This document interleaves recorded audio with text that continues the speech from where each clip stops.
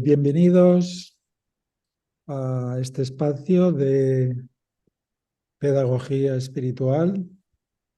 Y hoy, antes de iniciar el análisis de los textos del Bhagavad Gita, vamos a hacer una introducción sobre la filosofía Vedanta. Vamos a comenzar por Srila Jiva Goswami. Están los 6 Goswamis de Vrindavan, que fueron discípulos directos de Sri Chaitanya Mahaprabhu. Estamos hablando del siglo XVI. Y uno de estos 6 Goswamis de Vrindavan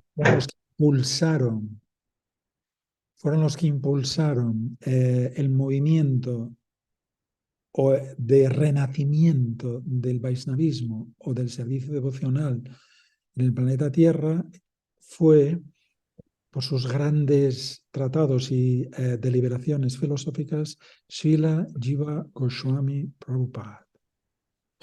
Explican grandes eruditos filósofos, incluso hoy de la edad contemporánea, han sido estudiosos de los tratados o las tesis de Srila Jiva Goswami, que es considerado a día de hoy como... Srila Jiva Goswami escribió 6 tratados, escribió muchos, pero básicamente los sandarbhas, que se llaman los sandarbhas, ¿no? Deliberaciones sobre lo que es la dimensión espiritual y sobre la verdad absoluta.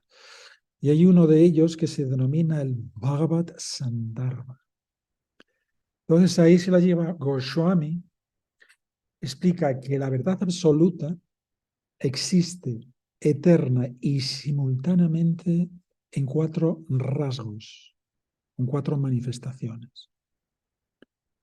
La primera de ellas es como la entidad suprema, o sea, como la verdad absoluta, una identidad personal. Después, el segundo rasgo, como el Brahman o el Brahmayoti, es decir, la refulgencia personal que emana de la verdad absoluta. El tercero rasgo, como las partículas conscientes de vida. Y el cuarto, como el principio primigenio de la causa de todas las causas. ¿De acuerdo? Y la tercera fuente de conocimiento se denomina Smriti Prasthana, y ahí se encuentran clasificados el Mahabharata, que son las crónicas históricas del planeta Tierra, y los Puranas. Entonces, en los Vedas se explica que la entidad suprema, o la divinidad, o esa verdad absoluta, y las partículas conscientes de vida tienen contacto con la materia. Por eso se explica, ¿no? Asango hi ayam purusha iti srute. Es decir, bajo ningún concepto, ni dentro del espacio, ni del tiempo relativo que gobierna la materia, las partículas conscientes de vida tampoco tienen contacto con la materia, incluso cuando estamos dentro de la jurisdicción de la materia. Pero, ¿qué sucede? Que esa energía material tiene el poder de opacar transitoriamente la identidad o la naturaleza consustancial del ser. Entonces, esta capacidad, esa energía de la energía material se denomina en sánscrito Avarnatmika Sakti. Después, otra de las funciones que tiene la energía material de la verdad absoluta se denomina Prasepatmika Sakti, es decir, esta energía arroja a las partículas conscientes de vida en el ámbito de la materia debido a una tendencia acusada de interactuar y explotar esa energía inferior de la verdad absoluta. Entonces, por eso se describe en el Vishnu Purana, dice Vishnu Sakti para Prokta Setragya Tata para Avidya Karma Sangyanya Titriya Saktir Ishate. Dice el Señor Vishnu, o la verdad absoluta, se manifiesta de tres formas: como su energía espiritual, como su energía marginal o la partícula consciente de vida, y como avidya, es decir, la materia, la energía material. Entonces, aunque la partícula consciente de vida se encuentra dentro de la jurisdicción de la materia, la energía material no tiene la capacidad de influenciar. Es decir, eclipsa transitoriamente la naturaleza consustancial del ser como una entidad espiritual, pero no puede distorsionar ni alterar la identidad o la característica espiritual de la entidad espiritual. No tiene ese poder. Entonces, ahora vamos a tratar el aspecto de la omnipotencia de la verdad absoluta. Entonces, ¿en qué consiste? Porque se habla, ¿no?, de que esa verdad absoluta, ¿no?, tiene básicamente tres atributos que son los más relevantes: omnipotencia, omnisciencia, omnipresencia. Entonces, ¿en qué consiste la omnipotencia de la verdad absoluta? Esa omnipotencia se manifiesta a través de energías ilimitadas y a través de energías limitadas. Entonces, a través de las energías ilimitadas, esa verdad absoluta manifiesta el cosmos universal, espiritual. Y a través de las energías limitadas, crea el universo físico. Entonces, todo en el universo físico es limitado.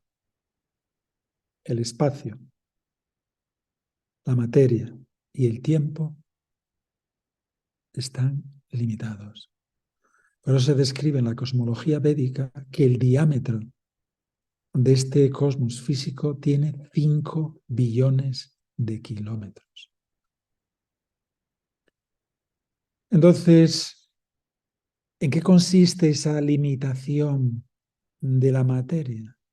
En que dentro de esa energía material se manifiesta una secuencia de creación, de conservación y de desintegración.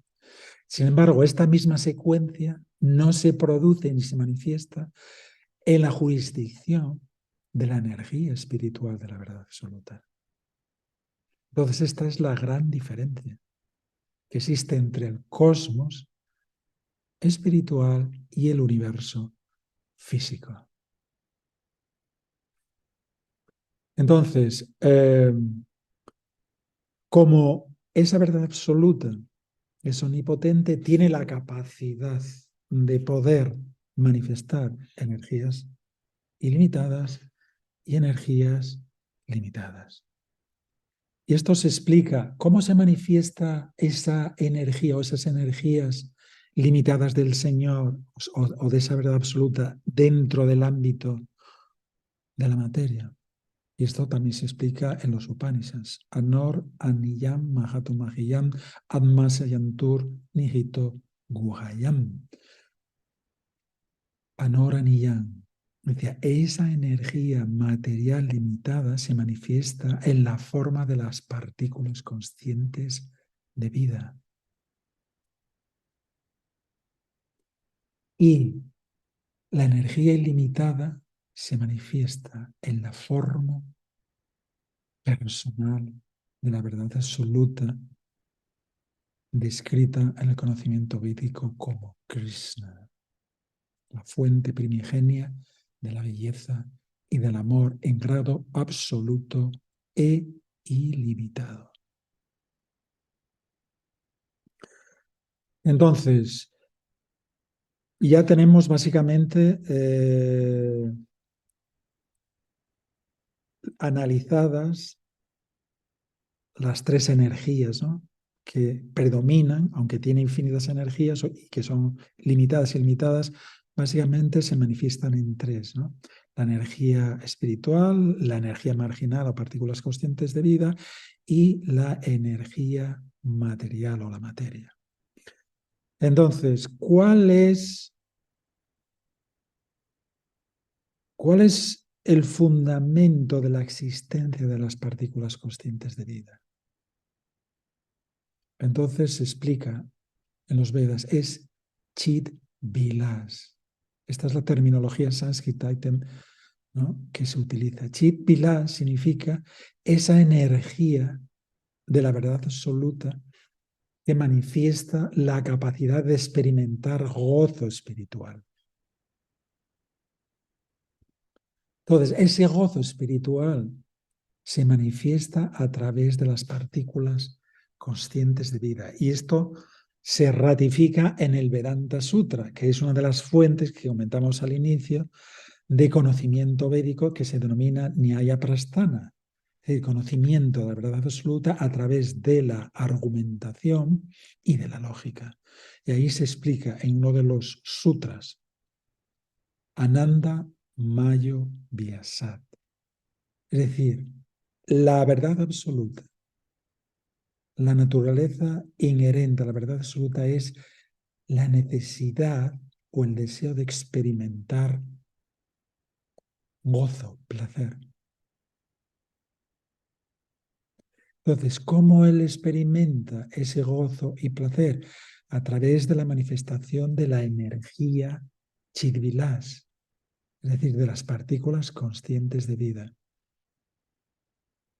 Es decir, hemos sido diseñados para generar o como una fuente de generación, de gozo, de placer, a la verdad absoluta. Y entonces la conclusión final del conocimiento védico es que esta es la comprensión perfecta de lo que de la verdad absoluta. El tema es mucho más profundo, más extenso, pero digamos que esto es como una síntesis, ¿no?, del conocimiento acerca de la verdad absoluta.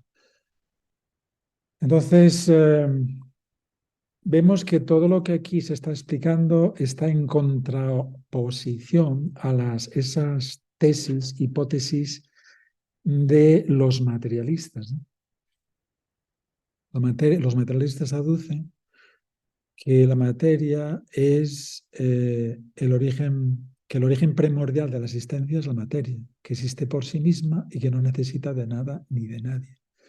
Sin embargo, esta tesis o esta declaración la refuta Krishna en el capítulo 7, en el texto 4, ¿no?, cuando dice Bhum mira ponado vayu kammano budira hankari tiame binna prakitir astada. Dice, esta energía material o este cosmos físico está configurado básicamente por 8 elementos o energías, ¿no? Dice 5 que son las más densas, es decir, son perceptibles e inteligibles para la razón humana, y 3 sutiles. La tierra, el agua, fuego, el aire y el éter son esas 5 energías más densas, comprensibles, ¿no?, para los sentidos y para el razonamiento humano. Y después 3 sutiles, que son la mente, la inteligencia y el ego. Entonces, a través del Bhagavad Gita, Krishna refuta toda esta argumentación falaz de los eruditos y de los científicos materialistas. O sea que no se sustenta. Es totalmente ilógico, absurdo e indemostrable, ¿no? Y por cierto, voy a realizar la próxima semana un podcast referente a desvelar la falacia del pensamiento o de todas estas teorías materialistas, ¿no?, para que tengáis conocimientos reales y que tengáis acceso a esta argumentación para que podáis en el futuro, si alguien intenta entrar en polémica o en debate con vosotros, que podáis refutar todas esas argumentos falaces, ¿no? Bueno, no sé si tenéis alguna pregunta, comentario al respecto de esta breve disertación filosófica. Esto es filosofía Vedanta, queridos. Como podéis ver, es un tema complejo, profundo y para mentes e inteligencias que vibran en una frecuencia superior de conocimiento. No todo el mundo puede tener acceso a esta comprensión. Sí, puedes tener acceso a estos conceptos, pero la comprensión. Bueno, hay que decir también de los conceptos, ¿no? Que en términos generales el 99% de la sociedad, incluso del ámbito académico y científico, desconoce. Pero vemos que estamos respaldados y estamos nutridos por una fuente de conocimiento extraordinaria, ¿no? Por eso se explican los Vedas, ¿no? Vidya Bhagavata-vati. El conocimiento supremo es el conocimiento de la verdad absoluta. Como se explica en el primer aforismo del Vedanta Sutra, ¿no? Yammati asya yataha, la fuente de la existencia en sus múltiples manifestaciones es la verdad absoluta, la divinidad, ¿no? Prabhu Siddharama, ¿me oye? Sí, Ah, sí, simplemente quería hacerle un comentario que efectivamente, poniéndolo en práctica lo que dice, eh, por ejemplo, que uno lo experimenta, ¿no? El gozo, por ejemplo, a la hora de cantar, a la hora de asociarse con los devotos, a la hora de escuchar, o sea, quiero decirle que en el fondo es maravilloso el proceso porque qué misericordioso que explica, o sea, no solo sirviéndole, pues tú también, Él nos da que sintamos placer, ese placer sublime, ¿no? Al estar practicando el servicio devocional. O sea, simplemente quería argumentar eso. ok. Hola, Atención. Krishna. Sí, Pablo también tiene pregunta. Por favor, Pablo. Vale, gracias, Prabhu. Estos cuatro aspectos que usted estaba describiendo en un principio de Sí, la verdad suprema como personalidad, o sea, el aspecto personal de la divinidad, sí, luego el Brahman impersonal, las partículas conscientes de vida y el principio primigenio de la causa de todas las causas. Esos cuatro aspectos fueron mencionados de esa manera por primera vez por Srila Jiva Goswami o venía sí, un poco sí. de antes. No, no, no, es el primero que desarrolló estos cuatro conceptos, ¿no? En sus Sandarbhas, ¿no? Y específicamente en el Bhagavad Sandarbha. Fue él. Vale, perfecto. ¿Alguna pregunta al respecto? ¿Comentario? Qué os parece el Vedanta, la filosofía védica? ¿No es algo extraordinario? Tenemos que considerarnos privilegiados porque esta filosofía es irrefutable, porque emana de la fuente suprema y de de esos agentes, de esos emisarios que descendieron de ese plano de la trascendencia, estuvieron aquí durante un breve periodo de tiempo y nos legaron toda esta fuente de conocimiento para que podamos realmente fundamentarnos y nutrirnos y realmente conocer lo que es la realidad, distinguir la realidad de la ficción. ¿No? Porque cuántas tesis, cuántas hipótesis se han desarrollado hasta el momento presente en la sociedad humana. Infinidad. Pero ¿de dónde proceden esas tesis, esas hipótesis? ¿De dónde? De partículas conscientes de vida que están bajo la influencia de avidya, como se explica en el Vishnu-Purana, avidya karma sangyana, de la ignorancia. Es decir, su capacidad de, de inteligencia y de razonamiento ha sido eclipsada. ¿Por qué? Debido a la actitud de insurgencia y de aversión hacia esa verdad trascendente, ¿no? Que lo permea, que lo nutre, que lo sustenta y que lo desintegra todo, ¿no? En el universo.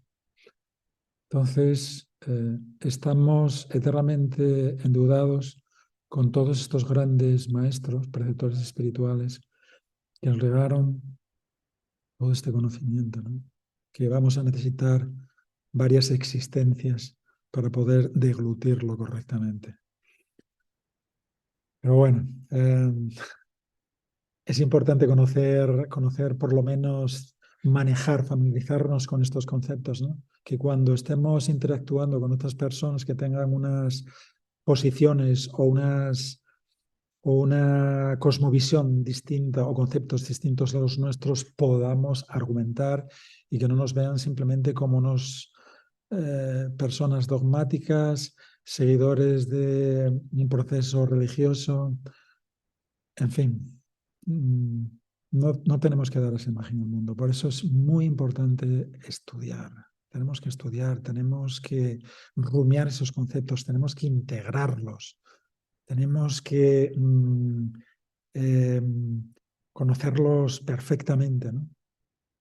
Para poder compartir con otras personas y explicarles que lo que yo estoy hablando aquí es filosofía, es teología y es ciencia real, perfecta, que procede del plano de la perfección más elevada, ¿no? Bien, entonces vamos a entrar en materia. Karma Yoga, capítulo 3, bien, 32. Bueno, vamos a sumergirnos en esta disquisición filosófica o en este debate, porque no simplemente es Krishna está impartiendo conocimiento védico, sino que está también en debate con Arjuna, porque Arjuna argumenta, ¿no? ¿Por qué esto? ¿Por qué el otro? Entonces Krishna le explica con todo lujo de detalles y fundamentándose, qué interesante, ¿no? Aunque él es el conocimiento védico, ¿no? Tal como lo refrenda en el Gita, ¿no? Cuando dice Vedascha Aham Eva Vedyo Vedantakrit Vedavid Eva Chahan, que yo soy el compilador de los Vedas, yo soy el que realmente conoce el conocimiento védico. Entonces, vamos allá. Recordemos el escenario, no debemos de olvidarlo. Ese escenario es nuestro escenario. La existencia material básicamente significa conflicto, significa adversidad, tribulación. Y donde lo que predomina es Vayamditiya Vinivesata Syat, como se explica en el Srimad Bhagavatam, en el 10º canto, ¿no? En las enseñanzas que imparte el señor Brahma, ¿no? Lo que predomina en la existencia material es el temor. Entonces, nosotros cada día tenemos que interactuar con un escenario que es hostil, que nos es antagonista, y donde los actores, en términos generales, son antagonistas y están bajo la influencia de avidya karma sangyanya, como se explica en el Vishnu Purana, ¿no? Bajo la influencia de la energía ilusoria, es decir, de la ignorancia. ¿En qué consiste esta ignorancia? Desconocen por completo su verdadera identidad. Es decir, nosotros nos encontramos en el interior de un automóvil, pero no quiere decir que seamos el automóvil. Si alguien interactúa con nosotros, pero respondemos desde el punto de vista mecánico, identificándonos con esa configuración eléctrica y mecánica del automóvil, pensarán que realmente tenemos algún tipo de desequilibrio psicológico, ¿verdad? Entonces, todos los que nos encontramos aquí estamos bajo la influencia de ese desequilibrio psicológico al considerarnos que esta expresión física soy yo. Y qué interesante, ¿no? Que a pesar de que estamos en el interior de este automóvil anatómico, ni siquiera podemos vernos a nosotros mismos. ¿No es fascinante? Nos encontramos en el interior y no podemos vernos a nosotros mismos. Sin embargo, cuando estamos en el interior de un automóvil, podemos ver el automóvil, podemos ver el exterior, el escenario exterior, donde se encuentra el automóvil. Podemos ver a los acompañantes, si es que hay algún tipo de acompañante. Y nosotros nos encontramos en el interior y no podemos ver a nosotros mismos. ¿Qué decir de ver ya la superalma, que se encuentra también en el interior? Qué afortunados somos porque en este automóvil también tenemos un acompañante. Krishna lo explica, ¿no? Isvara sarva bhutanam hridesi Arjuna tistati. Dice, mi querido Arjuna, yo soy ese acompañante que en cada existencia y desde el albor, desde el génesis del universo, os estoy acompañando a todos vosotros.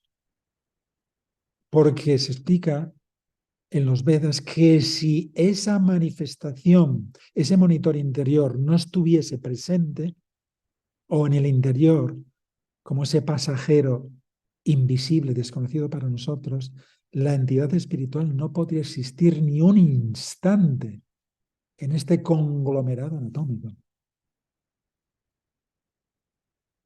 Porque esta anatomía física es diametralmente opuesta a nivel ontológico a la entidad espiritual. Una pertenece a una energía material limitada y el pasajero o el observador o el testigo o el principio activo que somos todos nosotros pertenece a la energía superior espiritual o marginal, Tatasta Sakti del Señor Supremo. Pero aún así no podemos vernos a nosotros mismos. Ni tampoco la superalma, ¿no? Por eso el yoga místico, o la Astanga Yoga, que explica Krishna en el capítulo 6, creo que es del Bhagavad Gita, como su objetivo es visualizar, conectarse con esa manifestación del monitor interior, ¿no? Entonces, tantos enigmas por desvelar, ¿no? Y la gente absurdamente a veces nos plantea, dice, ¿puedes mostrarme a Dios? Entonces habría que preguntarle, ¿y tú puedes mostrarte a ti mismo? ¿Puedes verte a ti mismo? Si ni siquiera puedes verte a ti mismo, ¿cómo puedes ver a una entidad que permea simultáneamente al universo y se encuentra fuera del universo? ¿Quién puede comprender este concepto? Simultáneamente dentro del universo y fuera del universo. ¿Quién puede comprender esto? ¿Cómo tenemos la intrepidez de exigir, muéstrame la existencia de Dios? Lo que había que preguntar a esos científicos es, ¿podéis demostrar la no existencia de Dios? Siempre están con la misma argumentación. Demuéstrenos ustedes la no existencia de Dios. Bien, vamos allá. Gita 3, texto 32. Jitu etat avyasu janto nanutishtanti me matam sarva jnana vimudham stam vidhi nashtam achetasaha.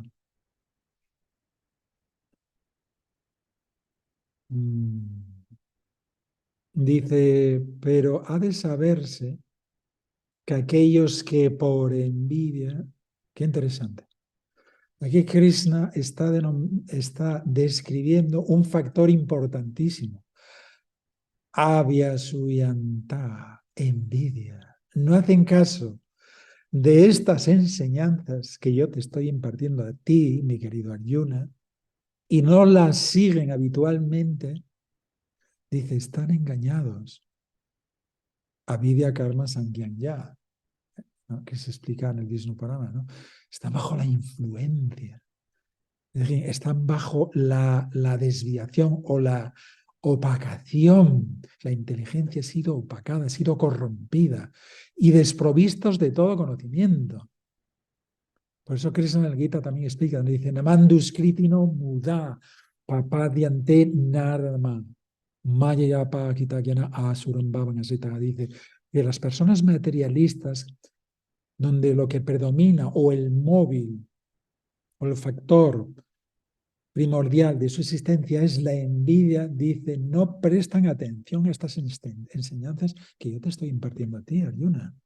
Y no simplemente no prestan atención, las desdeñan, sino que obviamente no las siguen. Y entonces, debido a esto,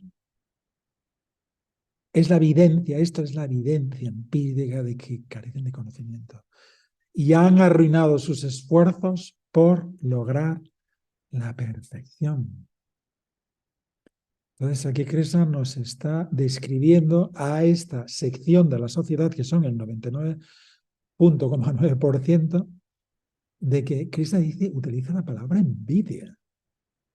Es decir, el no aceptar las enseñanzas que proceden de la verdad absoluta, del plano de la trascendencia, Krishna lo cataloga como envidia. Y la envidia es un gran escollo para progresar espiritualmente.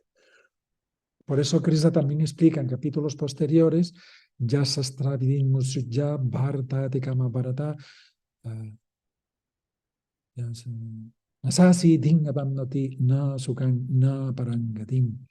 Dice, aquellos que no aceptan, que no fundamentan sus vidas en los preceptos del conocimiento védico, dice, no van a lograr ni la perfección, ni la felicidad, ni tampoco la liberación de la existencia material. Entonces aquí Krishna ya está hablándonos del tema. Si nosotros realmente queremos progresar espiritualmente, tenemos que despojarnos de esa soberbia, pretender que tenemos conocimiento. De hecho, todo el mundo pensamos que nuestra inteligencia es perfecta. Esto es la realidad. Hoy todo el mundo opina de cualquier tema, aun cuando no tienen conocimiento. Pueden tener alguna información, pero tener conocimiento, es decir, dominar esa materia, son muy pocos. Pero todo el mundo opina hoy de todo. Es impresionante. Entonces, ¿cuál es la evidencia de que nuestra inteligencia no es perfecta? Cometemos errores. Y es que además comentábamos previamente, que vivimos un universo que está limitado en el espacio, en el tiempo, en la materia. O sea, todo lo que se encuentra dentro de este cosmos físico está limitado. Y nuestra inteligencia está mermada por esa limitación. Por eso no podemos comprender todas las temáticas, porque si nuestra inteligencia fuese ilimitada, tendríamos acceso a todas las disciplinas que hoy existen en la sociedad contemporánea, ¿no? Seríamos expertos en política, en economía, en finanzas, en geografía, en física, en química, en bioquímica, en arquitectura.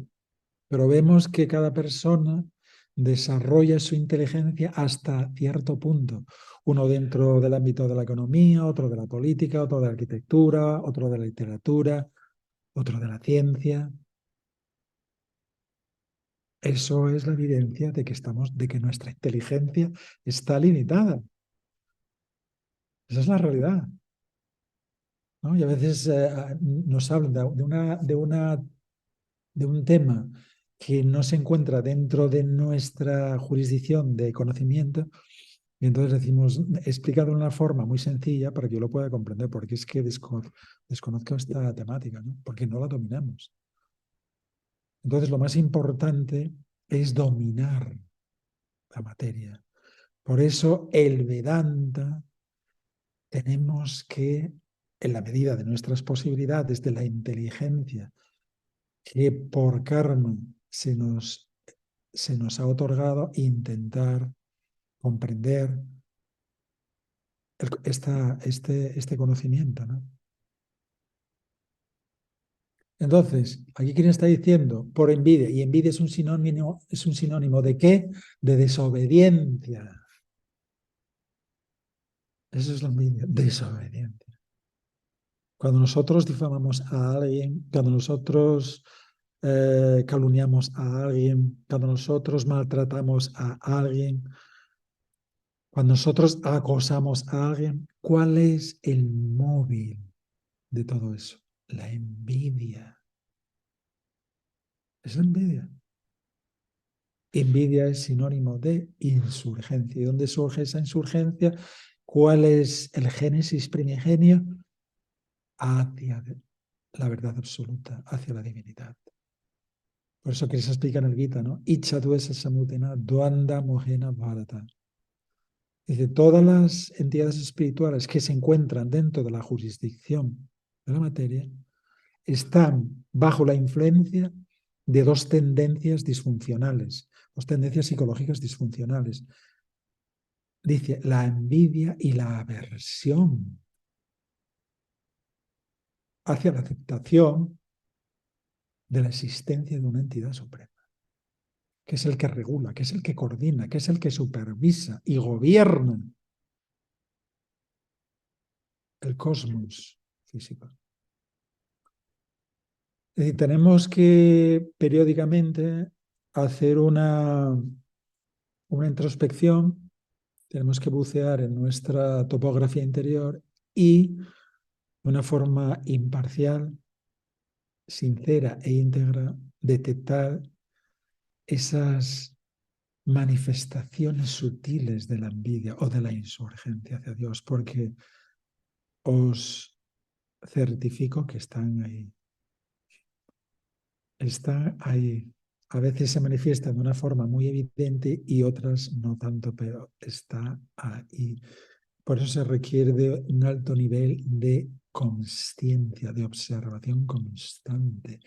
Y esto es el fundamento de la vida espiritual, ser conscientes a cada instante de lo que estoy, de los procesos de pensamiento, de los procesos de sentimiento, de mis expresiones verbales, de mis códigos de actuación, en qué se fundamentan.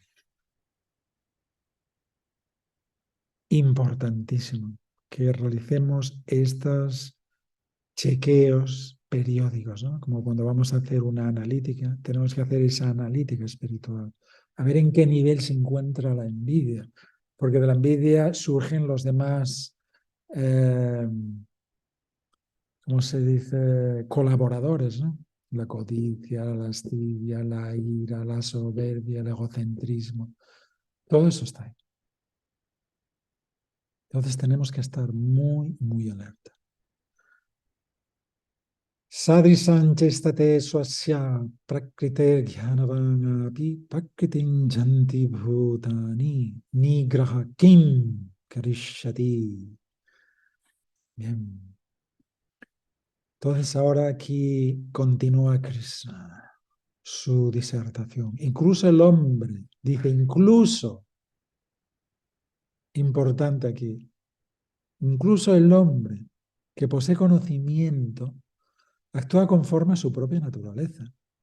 Pues todo el mundo sigue la naturaleza que ha adquirido de las tres modalidades. ¿Qué puede lograrse con la represión? Es decir, nosotros, incluso aunque tengamos conocimiento, como todavía no estamos fuera de la jurisdicción de influencia de las tres modalidades, tenemos unas tendencias que de forma natural nos compelen a actuar. Por ejemplo, algunos tienen unas tendencias hacia los temas empresariales, otros tienen tendencias hacia el ámbito de la administración, otros tienen tendencias hacia el ámbito de la investigación científica, otros tienen tendencias hacia el tema de la gobernanza, ¿no? De los países, otros tienen tendencias hacia la erudición, hacia la adquisición de conocimiento. Entonces esto es algo natural en nosotros. Por eso Krishna dice aquí, no podemos reprimir esas tendencias, porque ellas derivan de las modalidades que predominen en nosotros. Se supone que los que están practicando servicio devocional, se supone que están bajo la influencia y la jurisdicción de Sattva Guna, del conocimiento, de la sabiduría espiritual. Eso es lo que se espera. Pero ¿qué sucede? Como nos encontramos dentro de las modalidades, a veces sucede que ese estado de conciencia se ve influenciado por Raya Guna y Sattva Guna.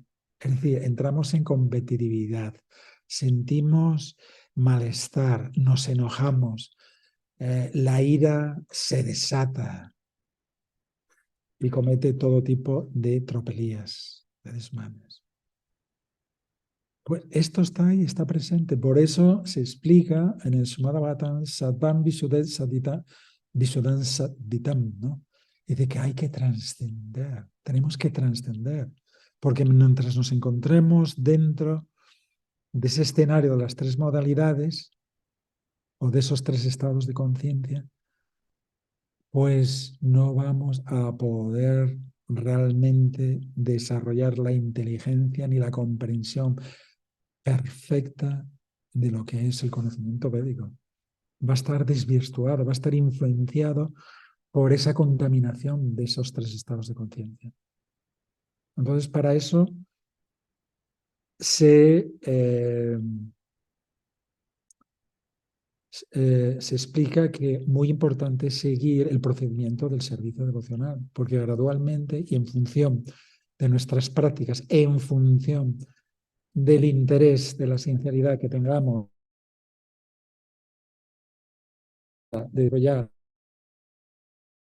o implementar esas prácticas en nuestra vida, gradualmente nos va a ir desvinculando de esa influencia de esos tres estados de conciencia. Muy importante. Entonces, no podemos abandonar nuestras responsabilidades presentes, no es posible. Pero sí lo que podemos hacer es gradualmente ir depurándolas, en el sentido de que no soy yo el actor, no soy el centro, ni tampoco soy el disfrutador, sino que estas responsabilidades las voy a llevar a cabo con la finalidad de buscar más conexión, más sintonía con el plano divino, con la divinidad. Esa debe ser nuestra actitud. Ese debe ser el objetivo. De lo contrario, vamos a estar navegando en una corriente fluctuante de esos tres estados de conciencia. Y todos tenemos una experiencia dilatada y a diaria de lo que es la influencia, ¿no? De a veces estar enojado, deprimido, sentir malestar por actores o circunstancias sociales, laborales, familiares específicas. Todo eso es la manifestación y la influencia que estos tres estados de conciencia o modalidades ejercen en nosotros.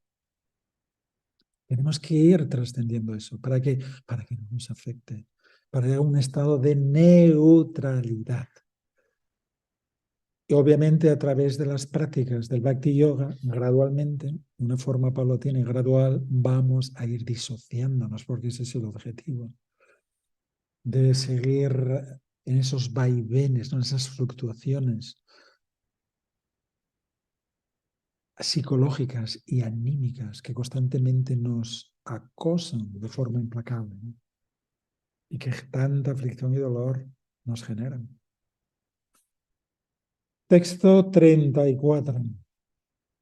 Indriya sendriya sharte raga dvesho vyavastito tayorna vasana gachet tohyasya paripantino. Traducción. Existen principios para regular el apego y la aversión relacionados con los sentidos y sus objetos.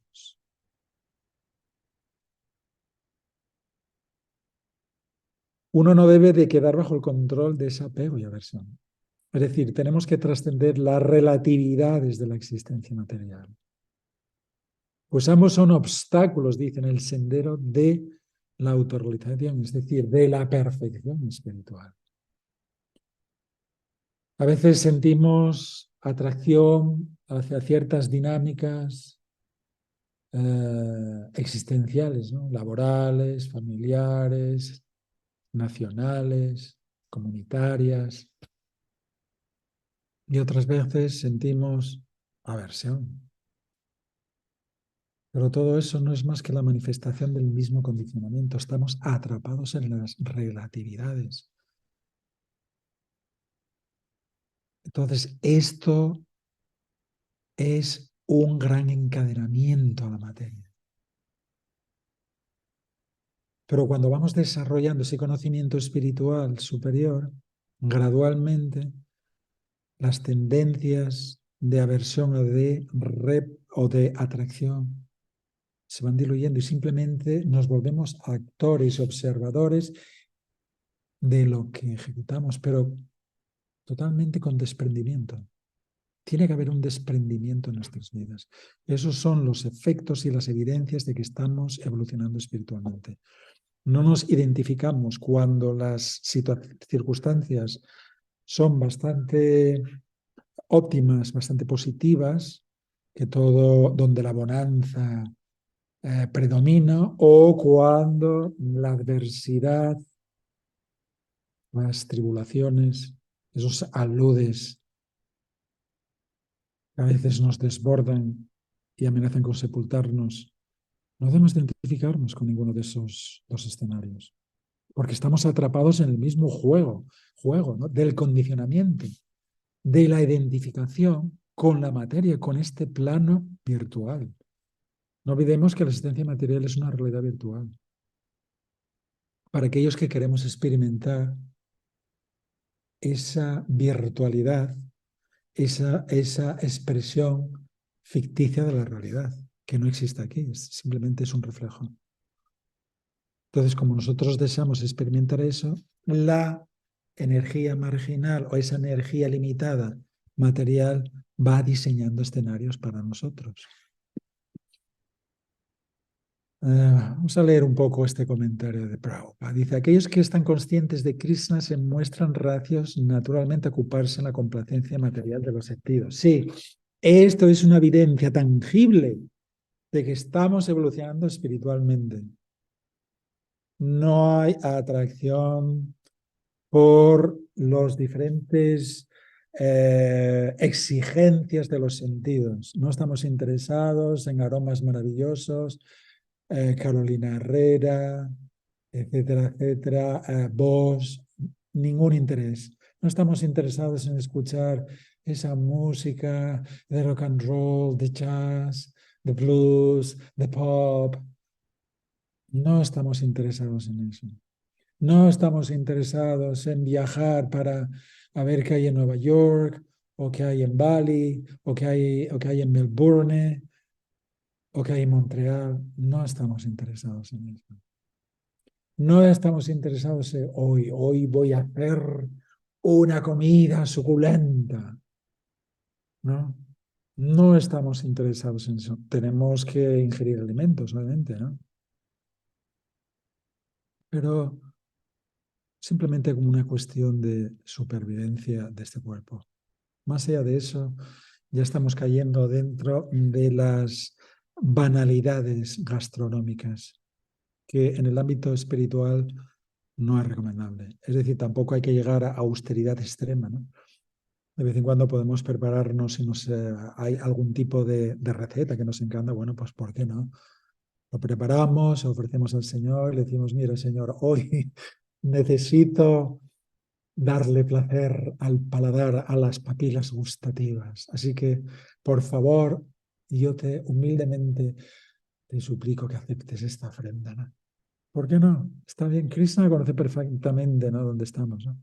Es decir, no radicalizarnos, ¿no? Siempre buscando la moderación. Es decir, parquedad en todos los ámbitos de nuestra vida. Entonces aquí dice la complacencia de los sentidos. Cada sentido del cuerpo humano exige, cada día nos está exigiendo, ¿no? Ay, no, hoy voy a leer esta novela de este escritor. No, ay, ahora voy a escuchar un poquito de rock and roll. No, quiero escuchar música, vamos a escuchar los Vayans de Srila Prabhupada o de otros devotos, ¿no? Que son grandes cantantes, ¿no? De Vayan, ¿no? ¿Por qué? Porque eso nos beneficia, nos calma y nos ilumina espiritualmente. Dice, pero aquellos que no se encuentran en ese estado de conciencia deben seguir reglas y regulaciones. Es decir, todos los que estamos aquí practicantes del servicio devocional, tenemos que seguir esos preceptos para que es una forma de impermeabilizarnos, de blindarnos ante las exigencias tiránicas y despóticas de los sentidos. Porque de lo contrario no es posible domeñar esas exigencias de los sentidos. Es imposible.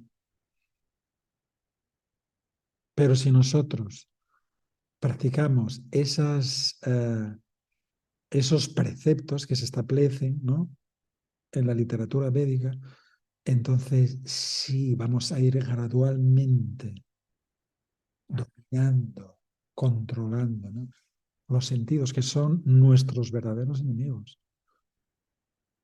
¿Cuántas atrocidades, cuántas transgresiones se cometen cada día debido a no controlar los sentidos? La gente ingiere todo tipo de alimentos que proceden de el sacrificio de animales inocentes.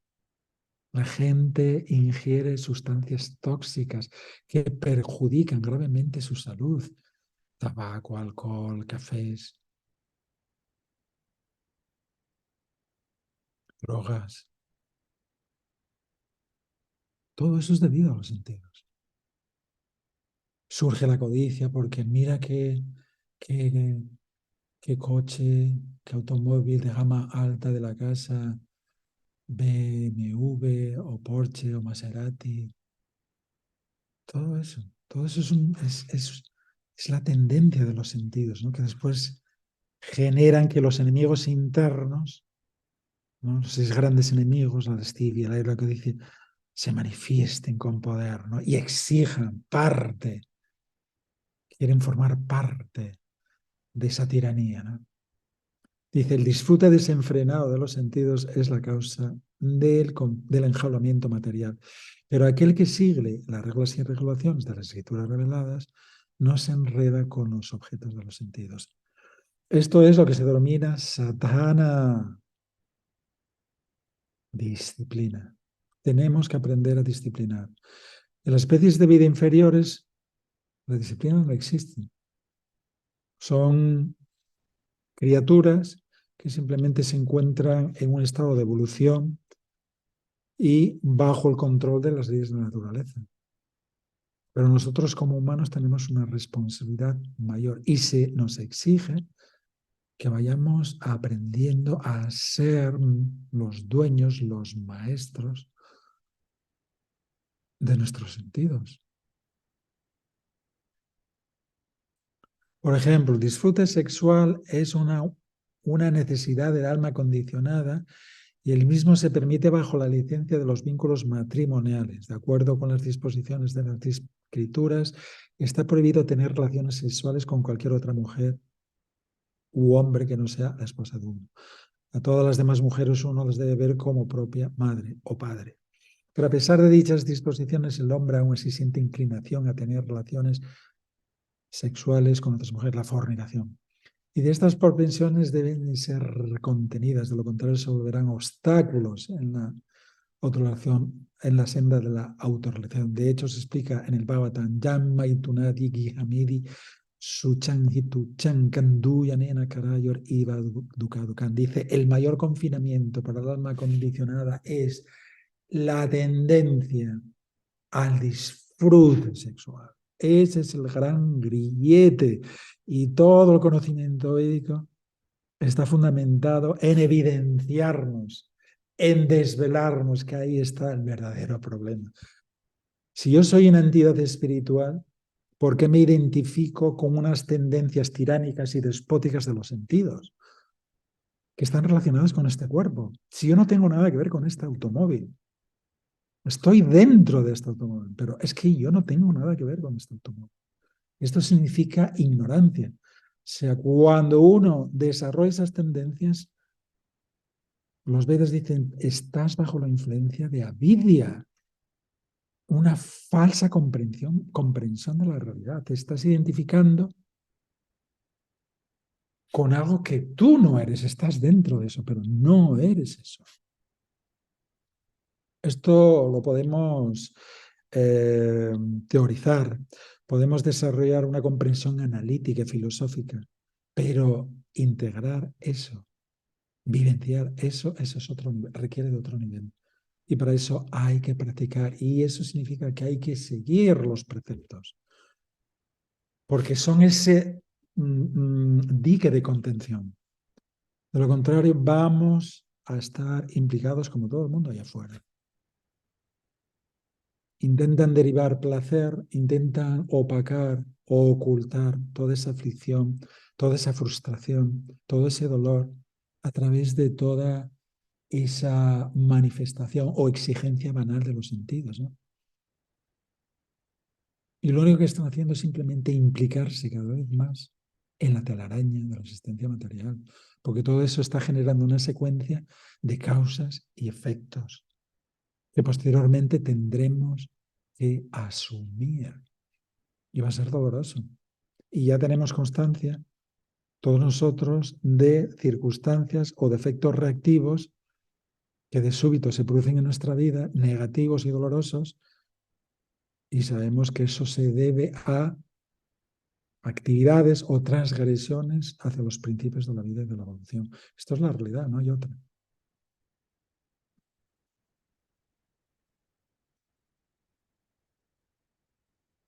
Dice, uno tiene que seguir las reglas y regulaciones, pero sin estar apegado a ellas.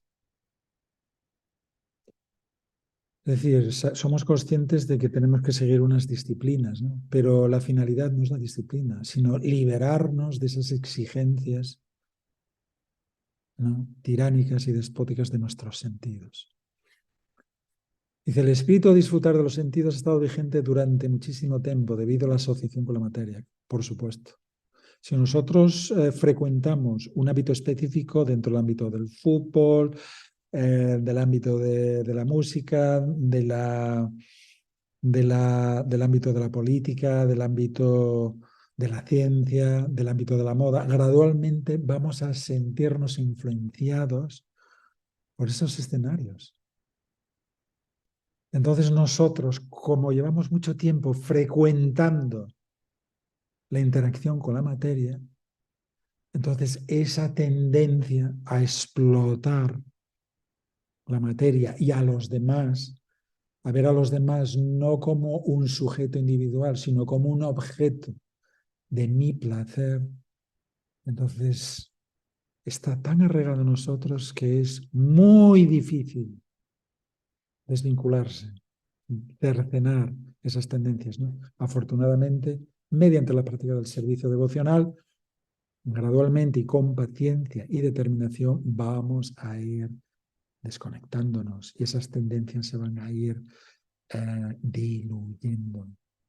Porque durante un tiempo podemos refrenar, contener, pero no todo el tiempo. Y vemos en la historia de los Vedas y del Bhagavatam grandes sabios que después de muchas austeridades, de meditación, de práctica yógica, finalmente sucumbieron ante la belleza de una mujer. Eso está ahí archivado, descrito. ¿Para qué? Para advertirnos a nosotros que no somos mejores que ellos. Y que debemos de estar muy alerta. Porque los caminos, el catálogo de la energía ilusoria es ilimitado. Y nosotros somos seres tan diminutos, tan limitados, tan vulnerables. Y con tanta tendencia a disfrutar. Porque es el principio básico inherente al ser. Experimentar gozo. Lo que pasa es que está desvirtuado ese gozo, ¿no? Entonces, como desconocemos ese plano, para Andristoan y Bartate, dice Krishna en la Gita, ¿no? Al experimentar una atracción superior, esas tendencias inferiores, esas tendencias degradantes que nos proyectan, ¿no?, a una dinámica de retrogradación evolutiva, se diluyen. Y entonces, gradualmente vamos identificándonos con ese cosmos, con ese estado de existencia espiritual. Y para ello requiere de una práctica muy perseverante, con mucha determinación, con mucha sinceridad e integridad espiritual. Porque de lo contrario, están a la puerta. Es decir, nuestros vecinos antagonistas constantemente están picando. Aquí estoy, la ira, aquí estoy, la lascivia, aquí estoy, la envidia, aquí estoy, la soberbia, aquí estoy, la codicia, aquí estoy. Están exigiendo satisfacción. No es un tema fácil. Es una batalla, es un conflicto bélico constante, es una pugna constante para intentar trascender, ¿no?, estos encadenamientos, estas exigencias destructivas que proceden de nuestra identificación con la materia, es decir, que proceden de nuestra ignorancia, porque son manifestaciones de la ignorancia.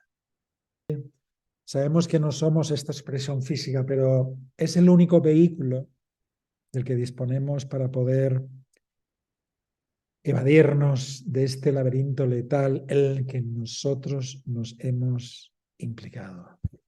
Entonces, hay que dormir lo suficiente, hay que ingerir lo que necesitemos, ¿no?, para que esta biología siga funcionando y que no nos dé muchos problemas. Hay que tener también espacios lúdicos, obviamente. Entonces, importante eso, ¿no?, que no nos dejemos arrastrar por falsas austeridades. Ya seguir, digamos, esos preceptos regulativos, ¿no?, que nosotros seguimos, ya eso es una gran austeridad. Muy pocas personas, solamente digamos que practicantes del Bhakti Yoga, otras disciplinas serias, ¿no?, llevan a cabo, pero en términos generales nadie está siguiendo eso, ¿no? Entonces eso ya es una austeridad. Entonces mi recomendación es: descansa más, recupérate, de vez en cuando date ese placer de preparar ese menú que a ti te agrada, ¿no? Hay que aplacar un poco, no podemos mantener a ser tan estricto, ¿no? Pero llega un momento en que esos caballos se desbocan, entonces va a ser un problema. Entonces de vez en cuando hay que darles ese terrón de azúcar, ¿no? Decirle: cálmate, cálmate, cálmate. Vamos a escuchar un poco de Vaya, vamos a tomar un buen prasada, vamos a descansar. Igual hoy necesito descansar 9 o 10 horas, fin de semana, ¿no?, para recuperar. Eso no hay ningún inconveniente en eso, ¿no? Si damos una vida de equilibrio, de moderación, pues gradualmente iremos trascendiendo esas exigencias biológicas. Pero eso es algo que se va desarrollando y manifestando de una forma natural. ¿De acuerdo? Bien. Leemos este texto 35. Seryan swadharmo bhiguna paradharmat swanustitat swadharme nidanam shreya paradharmo vaja bahaha. Es muchísimo mejor, aquí nos explica Krishna, desempeñar los deberes de uno, aunque tengan sus imperfecciones, que desempeñar los deberes de otro a la perfección. Es preferible encontrar la destrucción mientras uno ejecuta su propio deber que el dedicarse a los deberes ajenos. ya que es peligroso seguir el sendero de los demás. A veces nosotros tenemos habilidades, tenemos capacidades en otros campos que no son el que habitualmente nosotros desarrollamos, ¿no? Y sabemos hacer otras cosas muy bien, ¿verdad? Aparte de la que estamos haciendo ahora. O incluso puede ser que en nuestra responsabilidad o nuestra actividad no seamos como muy, no tengamos tanta capacidad ni tanta habilidad para desarrollarla, pero sí en otros ámbitos, ¿no? Entonces aquí Cristian está diciendo que aunque tú estés desarrollando esa actividad que puede ser que te desagrade, que no seas muy habilidosa, dice, es mejor que la desarrolles, que te centres en eso. Y que no, digamos, te involucres en otro tipo de tendencias o actividades que no son las que te corresponden a ti en este momento, por cuestión de responsabilidad evolutiva. Hombre, obviamente es mejor desempeñarse en un ámbito en el que nosotros nos sentamos como más realizados, que tenemos esas facultades intelectuales o habilidades para desarrollarlo, ¿no? Pero si no, pues aquí Cristian está diciendo, ¿no? O sea, es mejor que cumplas con tu propio deber que no realizar funciones que no te competen. Prabhupada explica aquí, dice, por lo tanto, uno debe desempeñar sus deberes prescritos con plena conciencia de Krishna. Plena conciencia de Krishna significa, Señor, esto no se me da bien. Estoy en un trabajo que lo tengo que hacer como modus vivendi. No soy un experto en la materia, pero lo necesito para poder subsistir y además me repele. Entonces, Krishna está diciendo aquí, no, sigue ahí, no te preocupes. Eso no es el problema es que estás identificado y no eres consciente de que soy yo el que te faculta, ¿no? Con esas habilidades cognitivas o habilidades psicológicas, emocionales o físicas para poder desarrollar a cabo con éxito tu función. Porque en última instancia, los resultados que se deriven de esa actividad soy yo el que los otorga, no eres tú. Y soy yo el que te está facultando, el que te está exhortando a que sigas adelante. Obviamente, si tenemos la posibilidad de estar en un escenario laboral distinto, que sea mucho más óptimo y más armónico para nosotros, adelante, no lo vamos a rehusar. Pero si eso no se produce, vamos a cumplir con nuestra responsabilidad. Dice, los deberes prescritos en términos materiales son aquellos que se estipulan según la condición psicofísica de uno bajo la influencia de las modalidades de la naturaleza material. Los deberes espirituales son los que el maestro espiritual ordena para el servicio de Krishna. Es decir, tenemos responsabilidades materiales y espirituales. Las espirituales las estipula el preceptor espiritual, que nos dice, bueno, pues dedícate a esto o dedícate a aquello, ¿no? Pero finalmente ¿cuál es la finalidad? Aunque esto no soy un experto en la materia y me desagrada, Señor, lo hago para complacerte. Es decir, eso es un sacrificio, es yakya. Te lo ofrezco. Y si es posible, Señor, que en el futuro pueda estar un poquito mejor, también te lo agradezco. Eso también lo podemos explicar y lo podemos verbalizar al Señor Supremo, ¿no? O sea, no somos, ¿cómo se dice? No nos vamos a flagelar por ello, ¿no?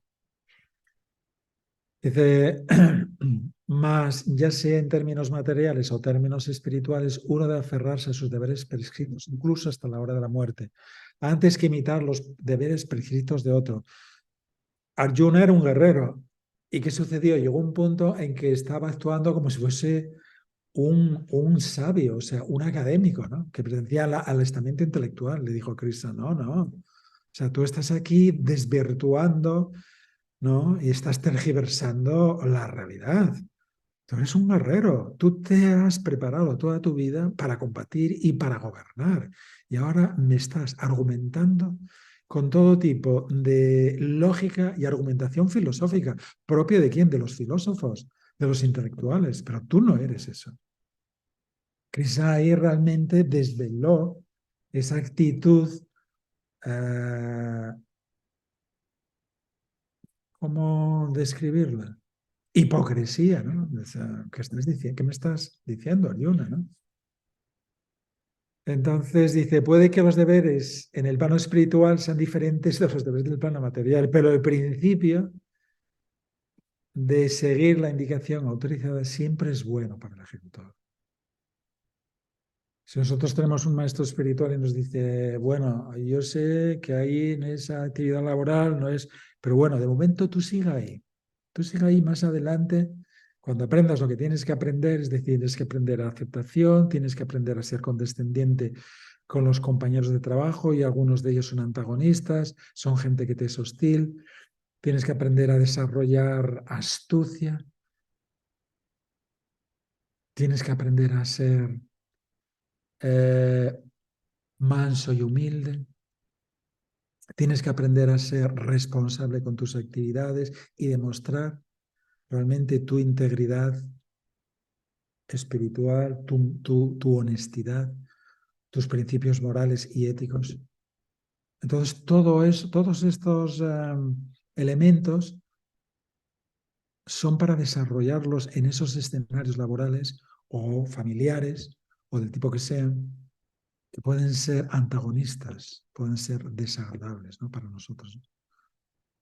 Por ejemplo, un brahmana el cual se halla bajo la influencia de la modalidad de la bondad no es violento, mientras que el kshatriya, es decir, el guerrero, el cual se halla bajo la influencia de la pasión, se le permite ser violento. Es que él tiene que ser violento cuando las circunstancias lo requieren, que en un conflicto bélico uno no puede quedarse simplemente en una actitud de armonía, de indiferencia y de renuncia. Eso es imposible, es un absurdo. Ya el planteamiento es un absurdo.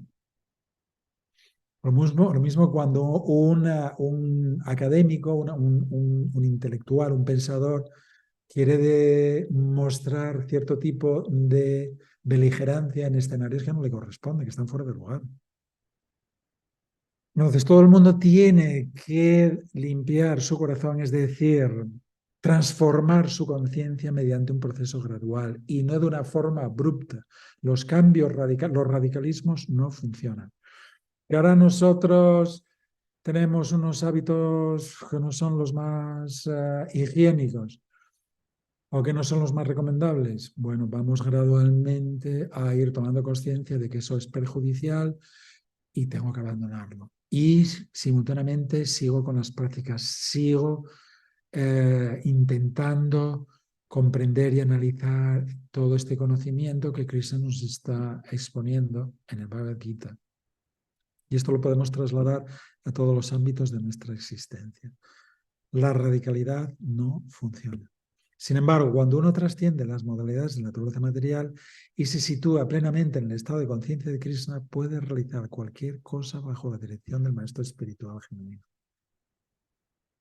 Bien, aquí básicamente Krishna está haciendo énfasis en que nosotros tenemos que fundamentar nuestra vida en las directrices de nuestro preceptor espiritual. No podemos actuar de forma independiente. El maestro espiritual siempre está en conexión constante con el conocimiento védico. Él es el emblema representativo del conocimiento védico. Él no nos va a impartir o a dar algún tipo de instrucción que sea opuesta y antagonista al conocimiento védico. Por eso se explica, ¿no? Sadhu Sastra Guru Vakya Chitete Koryakya. Nuestra vida tiene que estar fundamentada en 3 pilares: las instrucciones del maestro espiritual, los preceptos de conocimiento védico y las directrices de los sabios o los practicantes del servicio devocional de Bhakti Yoga. Y entonces nuestra evolución espiritual está garantizada. Recordemos que la vida espiritual se fundamenta en el yagya, en el sacrificio. ¿Sacrificio con qué finalidad? Complacer al Señor Supremo. Los padres se sacrifican por el bienestar de sus hijos. ¿Cuántas austeridades, cuántos sacrificios tienen que realizar? Pero lo hacen, ¿por qué? Porque quieren beneficiar. Entonces nosotros a veces tenemos que realizar determinado tipo de actividades, de sacrificarnos, ¿no? Sacrificar nuestra tendencia acusada hacia la explotación de la materia, hacia el hedonismo imperante en la sociedad contemporánea. ¿Con qué finalidad? Primero, complacer al Señor Supremo, a la divinidad, y después eso va a contribuir a nuestra metamorfosis espiritual. Gradualmente vamos a ir desarrollando indiferencia, desafección hacia este escenario virtual que constantemente está captando nuestra atención, que constantemente nos está bombardeando con una serie de sugerencias, de conceptos, de tesis totalmente falaces y que nos perjudican espiritualmente. Entonces, el principio básico de la vida espiritual es Dhyana Vairagya. Esos son los principios fundamentales. Adquisición de conocimiento que se va a manifestar de forma pragmática en la indiferencia, en la desvinculación hacia todo lo que significa la identificación con el escenario material, en sus múltiples expresiones. Eso tiene que ir manifestándose, expresándose en nuestras vidas. Y eso es la evidencia empírica de que estamos progresando espiritualmente. Mientras sigamos identificados con cualquiera de esas múltiples manifestaciones, significa que todavía estamos sintonizamos, estamos atrapados, estamos identificados con todo este escenario virtual, ¿no? Y obviamente las consecuencias es la aflicción, el dolor, el temor, la frustración, etcétera, etcétera.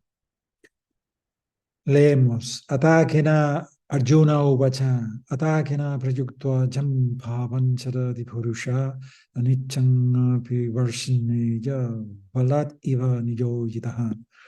Dice, Arjuna dijo, oh descendiente de Brisni. Se dirige a Krishna como Brisni, porque Krishna pertenecía a la dinastía de los Brisnis. ¿Qué es lo que, o de los Yadus, conocido también como los Yadus, ¿no? ¿Qué es lo que impele a uno de los actos pecaminosos, aún involuntariamente, como si se lo obligara a la fuerza? Qué interesante, ¿no? Esta interrogante que le plantea, ¿no? Es decir, ¿cómo es posible que nosotros a veces tengamos tendencias disfuncionales que contravienen las leyes de la, y de la evolución, aun cuando nuestro interior, en alguna vez en el pasado, eso lo hemos experimentado, no deseábamos hacerlo? Y después nos hemos entrado en un estado de contrición. ¿Por qué? ¿Por qué habré yo hecho esto? Cuando en el fondo yo no lo deseaba. Dice, qué fuerza impelente arrastra a la entidad espiritual a cometer esos actos, ¿no?, destructivos espiritualmente, ¿no?, e inmorales y que no son éticos. Esta es una gran interrogante, ¿verdad?, que le plantea a John. Ahí está mostrando su vulnerabilidad moral, ética y espiritual. Es decir, él era consciente de que era un guerrero y tenía que combatir, pero sentía que no deseaba hacerlo, ¿no?, porque había un condicionamiento psicológico y emocional muy fuerte, porque en el bando contrario eran familiares con los que tenía que combatir. Entonces generó en él una crisis psicoemocional tremenda, una convulsión que lo estaba desbordando, ¿no?, lo estaba desgarrando internamente, ¿no? Entonces está diciendo, ¿cómo es posible, ¿no?, que yo, siendo un guerrero, no quiera combatir? Porque estoy dentro, atrapado en una jurisdicción conceptual errónea. Si ellos no son esas expresiones físicas y el observador o el principio activo que manifiesta la vida de esa expresión física es una categoría eterna y diametralmente opuesta a la materia, que es limitada y está abocada inexorablemente a la desintegración, ¿por qué me estoy negando a combatir o a cumplir con mi responsabilidad militar? ¿Por qué? ¿No? Esta es la gran pregunta que él está haciendo en nuestro nombre, ¿no? ¿Por qué a veces en el pasado o a veces en el momento presente suceden estas cosas? ¿No? ¿Por qué? ¿Qué es esa fuerza impelente? ¿No? Esta es la gran interrogante de Arjuna. Vamos a finalizar aquí.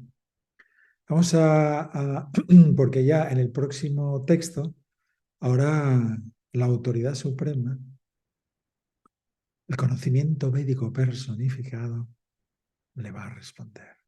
Y es muy interesante, ¿no?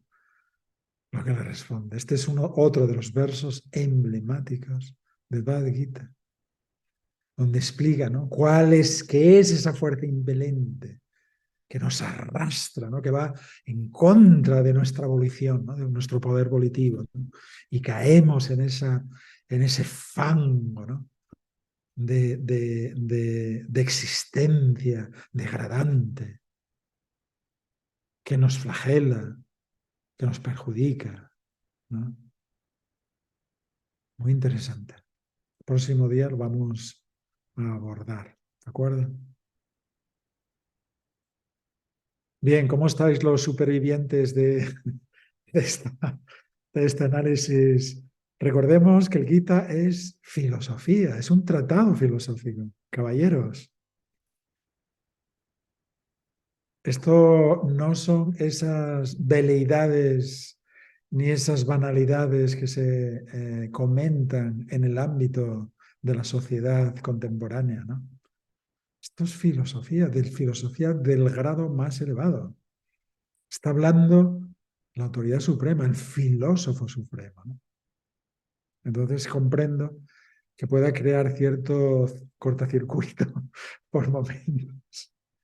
Pero bueno, estoy intentando hacerlo lo más ameno posible. Lo que pasa es que, claro, hay determinados conceptos que Chris estaba explicando aquí que son de una profundidad filosófica que tenemos que ir gradualmente abordando, ¿no? Y comprendiendo. Es que yo personalmente soy un gran amante de la filosofía y de la teología, entonces yo tengo una inteligencia, todos nosotros, todos los seres humanos tenemos diferentes niveles de expresión y desarrollo intelectual. Unos tienen un desarrollo intelectual, por ejemplo, a nivel emocional, una inteligencia emocional, una inteligencia científica, matemática, arquitectónica, política, literaria, ¿verdad? Yo tengo una inteligencia desarrollada a nivel filosófico y teológico. Si me hablan ya de temas, ya de otros temas, no la tengo. Obviamente, ¿por qué? Porque somos partículas conscientes de vida, átomos espirituales. Vivimos en un escenario, comentamos al inicio de esta clase, ¿no? Limitado, y estamos limitados. Una inteligencia limitada, un razonamiento limitado, una comprensión limitada. Entonces, bueno, os doy las gracias que habéis sobrevivido hasta este momento, desde el inicio de esta clase. Bueno, y espero que podáis dormir tranquilos esta noche, que no sea, ¿cómo se dice?, un empacho filosófico, ¿no? Pero bueno, me tenéis que perdonar por ello, porque estamos siguiendo un poco la línea filosófica del Gita, ¿no? Y es lo que es, no hay más, ¿no? Y bueno, no quiero tampoco entrar en conceptos más profundos, porque entonces ya se produciría ya una catarsis y una embolia espiritual en vuestra vida, y bueno, no vamos a llegar a ese límite, ¿no? Si hay algún tipo de preguntas que deseéis formular, comentarios, tenéis aquí materia para analizar con sosiego, dosificadamente. Y bueno, es importante, ¿no? Aunque os parezca un poco denso, Pero es importante abordarlo, ¿no? Porque la inteligencia de quién viene en última instancia. Sarvasya chahan hridi sannivisto mattasmitir gyanan apohanan cha, que se dice el Gita, ¿no? Ni proviene el conocimiento, el olvido, el recuerdo, la inteligencia. Entonces, hay que expresarle al Señor Supremo, Cristo, Señor, no tengo mucha inteligencia, pero por favor ayúdame a comprender esto, ¿no? Ayúdame a comprender este mensaje que tú estás aquí transmitiendo, porque es de vital importancia. Nuestra supervivencia espiritual depende de esta comprensión. Y Krishna lo ha expresado en la forma más sencilla posible. Aún así, es complejo. Pero con las prácticas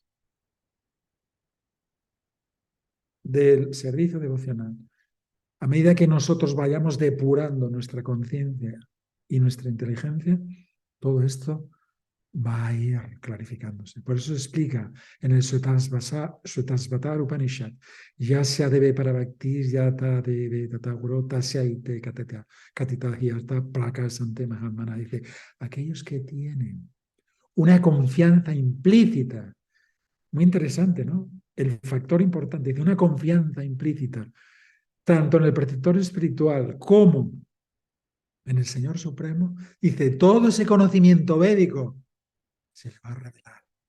Garantizado. Es una cuestión de confianza. No, esto no es una cuestión de inteligencia ni de razonamiento. Es de confianza. Es de conexión, de sintonía con el Señor Supremo. Y entonces Él, como ese preceptor interior, ese monitor interior, el antaryami que se llama, ¿no? O Paramatma, o Visvatma, nos lo va a ir revelando. Yo hay aspectos, hace 40 años que estoy estudiando el conocimiento védico y a día de hoy estoy descubriendo y se me están desvelando conceptos que yo no comprendía hasta ahora. Y yo me dedico al estudio diario de conocimiento védico. Y ahora estoy descubriendo conceptos que antes no era que ni siquiera comprendía, ni siquiera sabía que existían, que estaban ahí plasmados. Esto es lo más extraordinario, ¿no? Lo más sorprendente de todo. Y leyendo y analizando. Y a día de hoy, anda, pero si esto ha estado aquí, siempre ha estado ahí. Y ahora, hoy soy consciente de lo que se me está transmitiendo, Krishna nos está transmitiendo aquí en este instante. Entonces, no os desalentéis. Si no lo podéis comprender, seguir adelante. Esto no es una cuestión de que nos vayan a hacer un examen riguroso cuando finalicemos la lectura del Gita, sino que tenemos que constantemente estar leyendo y abordando. Y cuando ese monitor interior detecte en nosotros un interés por comprender lo que Él nos está transmitiendo, Él nos lo va a revelar. A cada uno de nosotros de una forma distinta. Porque yo ahora mismo estoy impartiendo, estamos haciendo este análisis de cada uno de los textos del Gita, pero va a venir otro devoto y os va a explicar otra perspectiva distinta de lo mismo. Y en función del nivel espiritual que cada persona se encuentre, desde ese nivel os lo va a transmitir, os lo va a explicar. No sé si comprendéis lo que os intento transmitir.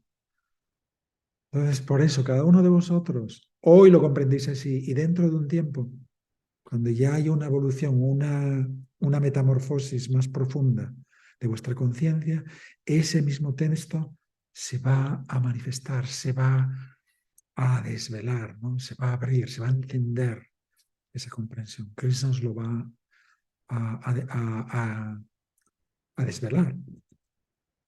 Entonces, ánimo, el trayecto es largo, pero no hay que desalentarse, ni en lo más mínimo.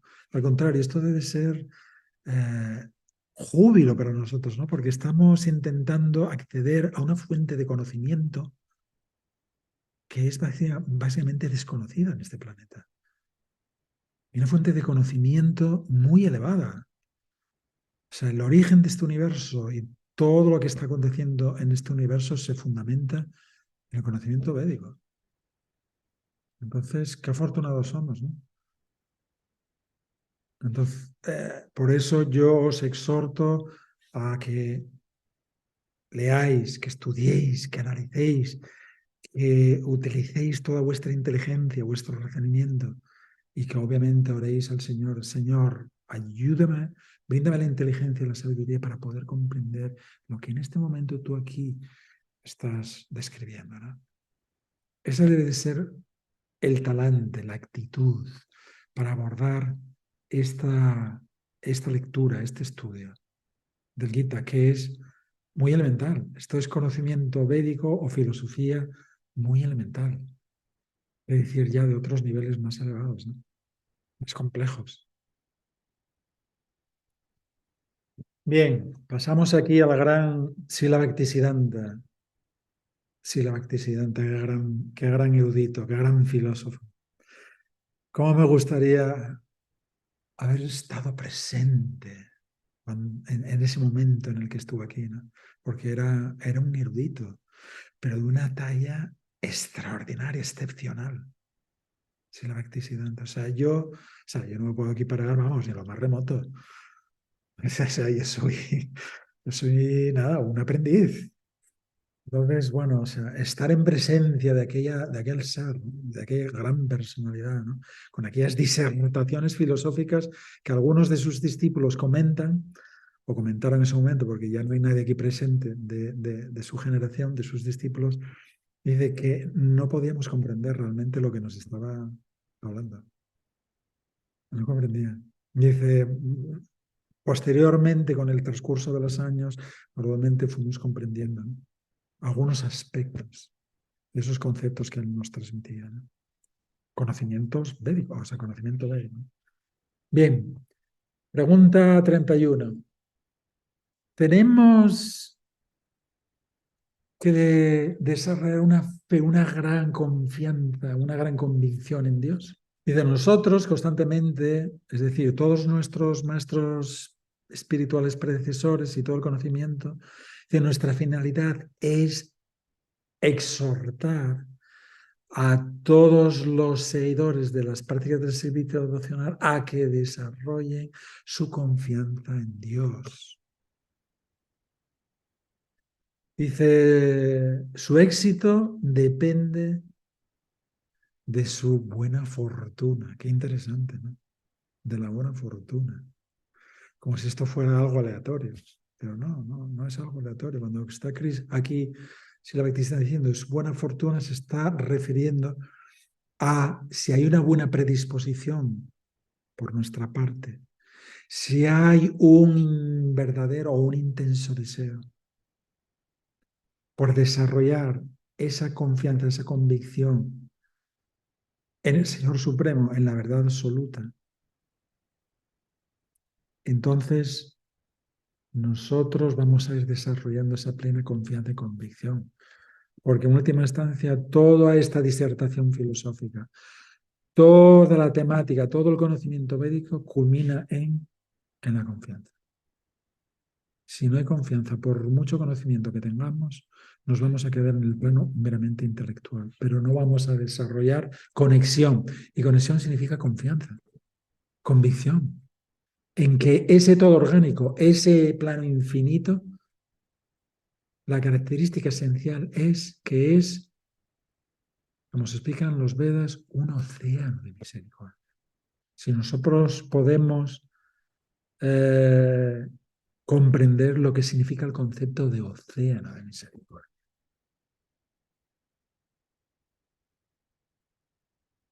Dice, si Krishna otorga su gracia, dice, todos nos vamos a beneficiar. Siempre debemos de hablar de estos temas espirituales en asociación de Vaisnavas, es decir, de practicantes del servicio devocional. Dice, entonces el orgullo de que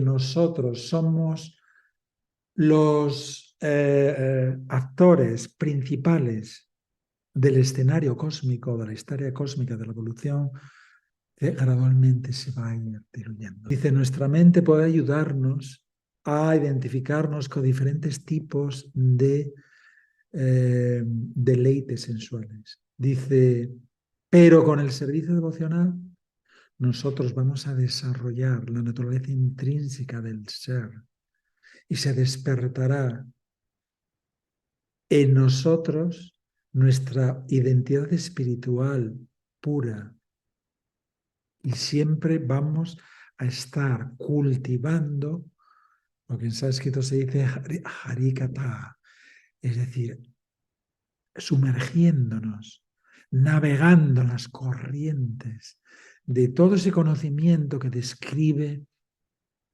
la magnificencia de Dios y la comprensión de Dios. Dice, pregunta 32, ¿cómo nosotros debemos servir? Dice, hasta que no se desarrolle una confianza y una convicción plena en el servicio del Señor Vishnu y de los practicantes del servicio devocional, nosotros no vamos a poder experimentar nada auspicioso, algo positivo. Por consiguiente, nosotros primero debemos de servir a la deidad con plena convicción y cantar el santo nombre con la única y exclusiva finalidad de complacer al Señor Supremo. Dice, si nosotros tenemos algún motivo ulterior, dice, no nos vamos a poder ocupar en el servicio del Señor Supremo. Por consiguiente, nosotros rogamos a todo el mundo, oh amigos, abandonad todo tipo de actividades transgresoras y dedicaros al servicio del Señor Supremo para complacerle. Todo aquello que os parece que os parece en este mundo como algo positivo y constructivo, dicen, no lo es. No necesitas, tú no necesitas este disfraz artificial con el que estás identificado. Adora al Señor y canta su santo nombre simplemente para complacerle. De esta forma, tú vas a sumergirte y vas a experimentar lo que es lo auspicioso, lo positivo, lo benéfico en tu vida. Finalizamos aquí y vamos a retomar en la página 105, pregunta 34. Bueno, ¿qué os parecen las respuestas de nuestro maestro predecesor, el ilustre Srila Bhaktisiddhanta Sarasvati Thakur? Me parece extraordinario. Un pensador, un intelectual de ese calibre, tan extraordinario, ¿no? Qué afortunados somos, ¿no? Tener estos grandes pensadores, estos grandes intelectuales, ¿no? Espirituales. Bien, os felicito porque sois supervivientes en esta clase de hoy. Entonces, todas mis felicitaciones. Espero que me exoneréis de este trance filosófico, pero es que no tengo opción. Entonces, bueno, pues tenéis materia de estudio, de reflexión filosófica. Hoy ha sido filosofía pura y dura, ¿eh? Filosofía Vedanta. Tenéis que cada vez sentir más interés por la filosofía Vedanta.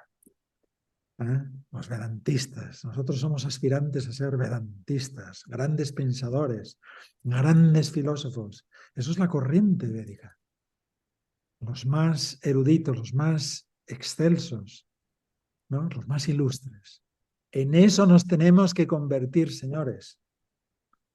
Servicio devocional, las prácticas de Bhakti Yoga es filosofía, es ciencia, es la aplicación racional e inteligible del ser humano en su expresión más elevada. Así que estáis todos invitados a formar parte de esta élite de filósofos védicos. ¿Ok?